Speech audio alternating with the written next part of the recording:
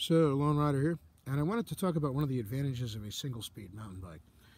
This is my second single-speed. This is the sort of backup one. The nicer one is the airborne. It's got high-quality air shocks, disc brakes, etc. This is built up along similar lines, but the gearing is slightly higher so that I can actually ride it on the street. But it's low enough that I can still mountain bike. I usually max out on the street at 18 or 19 miles an hour, spinning like Mighty Mouse. Whereas the other one is designed more exclusively just for mountain biking, excuse me.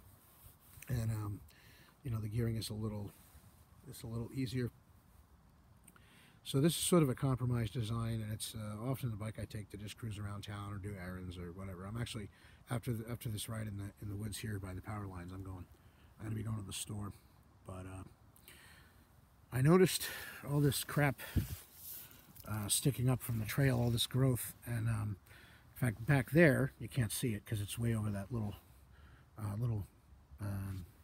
rise there, but I passed through a series of it was like this thorny stuff, and it was growing out of the center, and it was whacking on my legs and whacking on the bike and everything, and reminded me of one of the advantages of single speeds, which I thought I would highlight, and that's that the single speed has no gears, obviously.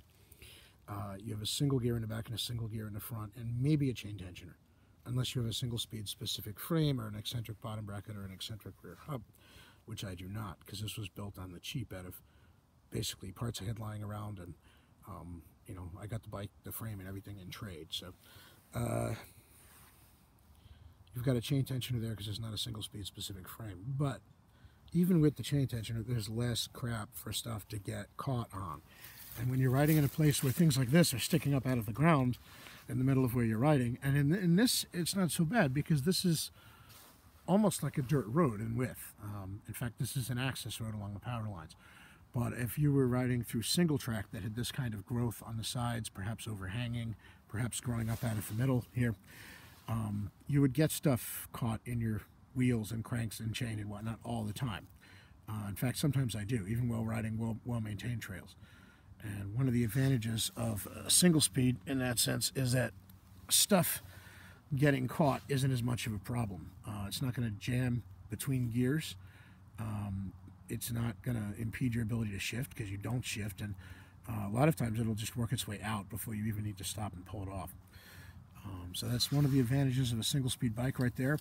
And you know, just a thought on that.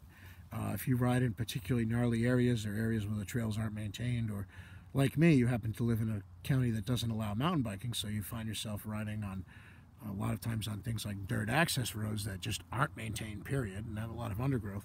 In the summer, this thing is completely filled down the middle of the trail with stalks of things growing. So